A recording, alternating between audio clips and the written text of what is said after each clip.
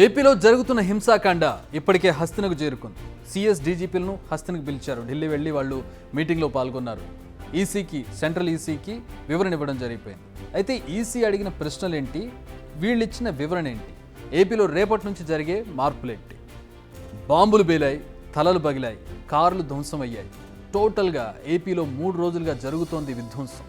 మామూలుగా అయితే దీనిపై చర్యలు తీసుకోవాల్సింది స్టేట్ గవర్నమెంట్. బట్ ప్రస్తుతం అధికారాలన్నీ ఎలక్షన్ కమిషన్ వద్దే ఉన్నాయి.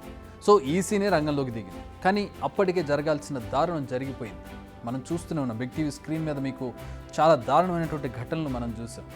ఒకరి ఆస్తులను ఒకళ్ళు ధ్వంసం చేసుకోవడం, కార్లను తగలబెట్టుకోవడం, ఒకరి మీద ఒకరు దాడి చేసుకోవడం, కర్రలు పెట్రోల్ బాంబులతో స్వైర విహారం చేయడం, ఇలా చాలా రకాలైనటువంటి అమానుష ఘటనలు మనం ఏపీలో చూసాం.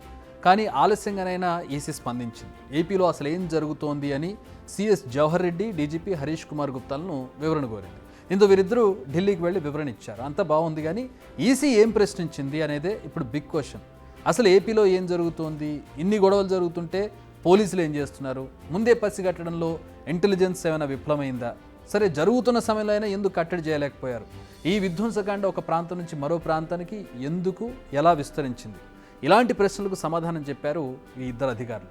ముందే వీటికి సంబంధించిన వివరణను సిద్ధం చేసుకున్నారు. నిన్న డీజీపీ, సిఎస్ అలాగే ఇంటెలిజెన్స్ డీజీ ముగ్గురు కూడా భేటీ అయ్యారు. దీని మీద మాట్లాడుకుని ఒక నివేదిక సిద్ధం చేసుకుని ఎలాంటి వివరణ ఇవ్వాలనే దానికి సంబంధించి ఒక సమ్మరీ తీసుకుని ఢిల్లీ వెళ్ళారు. ఈరోజు ఢిల్లీలో దానికి సంబంధించిన వివరణ ఇచ్చారు. అయితే పల్నాడు, కారంపూడి, చంద్రగిరి, తాడిపత్రిపైనే ఈసీ ఎక్కువగా ఫోకస్ చేసినట్టుగా తెలుస్తుంది. ఎందుకంటే ఇక్కడ చూసిన విజువల్స్ కానీ, ఇక్కడ జరిగిన ఘటనలు కానీ అంత దారుణంగా ఉన్నాయి.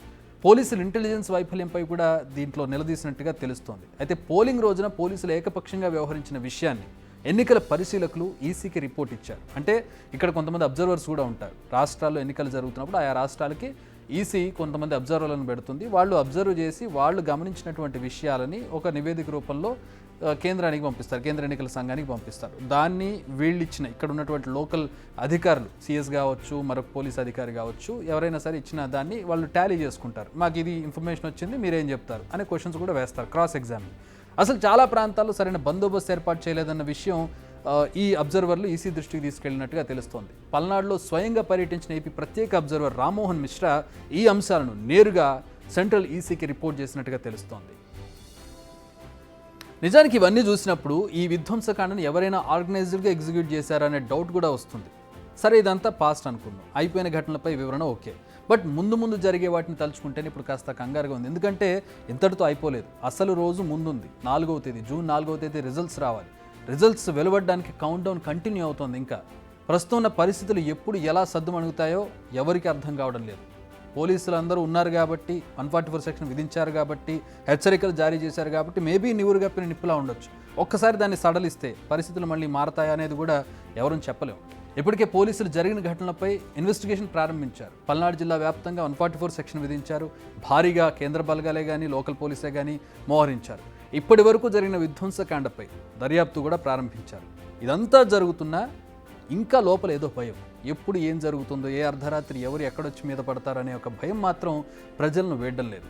పోలింగ్ డేను దృష్టిలో ఉంచుకుని రిజల్ట్స్ డే రోజు చర్యలు తీసుకోవాల్సి ఉంటుంది. ఎందుకంటే ఫలితాలు వెలువడిన తర్వాత పరిస్థితులు మరింత దారుణంగా మారే అవకాశం ఉంది. ఎందుకంటే ఒకరి ఓటమి, ఒకరి గెలుపు అనేది ఇద్దరి మధ్యలో స్పర్ధలు మరింత పెంచే అవకాశం ఉంది. ఇప్పుడు ఎలక్షన్ జరిగిన తీరుకు సంబంధించే, ఎలక్షన్ జరిగినటువంటి పరిస్థితులకు సంబంధించే నెక్స్ట్ డే ఎలక్షన్ పూర్తయిపోయి ఈవీఎంలు వెళ్ళిపోయిన తర్వాత రోజు కూడా గొడవ జరిగిందంటే, కౌంటింగ్ డే రోజు ఎక్కడైనా మెజారిటీ పెరుగుతున్నా, లేదంటే ఎక్కడైనా ఒక పార్టీ ఓడిపోతున్నా అవతల పార్టీ వాళ్ళు, యువతల పార్టీ వాళ్ళు కొట్టుకునే పరిస్థితులు కూడా ఉంటాయి. ఎందుకంటే కౌంటింగ్ సెంటర్స్లో అక్కడ అన్ని పార్టీల వాళ్ళు గుమిగూడి ఉంటారు కాబట్టి గెలిచిన అభ్యర్థులు ఓడిన వారిపై దాడులు చేసే అవకాశాలు లేకపోలేదు. వీళ్ళు కవ్వింపు చర్యలకు పాల్పడే అవకాశం లేదు. ఎప్పుడు ఎక్కడ నిప్పు రాజుకుంటుందో, అది కాస్త బడబాగ్నిలా మారుతుందో ఎవరికీ తెలియదు. ఎందుకంటే ఇప్పటికే విద్వేషాలను పక్కన పెట్టమనే వారికంటే ఎగదోసే వారు ఎక్కువగా కనిపిస్తున్నారు. పార్టీల పెద్దలు దాడులను ఖండిస్తున్నారు, కానీ సంయమనం పాటించండి అన్న స్టేట్మెంట్స్ ఎవరు ఇవ్వడం లేదు. అంటే దాడులను వెనకుండి ప్రోత్సహిస్తున్నారనే అనుమానాలు కూడా వస్తున్నాయి. సిఎస్ డీజీపీ ఇప్పుడైనా తీవ్రమైన చర్యలు తీసుకునే ఛాన్స్ ఉందా? రాబోయే 20 రోజుల పాటు రాష్ట్రంలో ఎలాంటి ఇబ్బందులు ఎదురుగాకుండా చర్యలు తీసుకోగలరా? రోడ్డుపైకి వచ్చే ఆందోళనకారుల వెన్నులో వణుకు పుట్టించగలరా అనేది ఇప్పుడు $1 million question. Big TV outlook కథనాలు నచ్చితే వెంటనే బిగ్ టీవీ ఛానల్ ను సబ్స్క్రైబ్ చేయండి.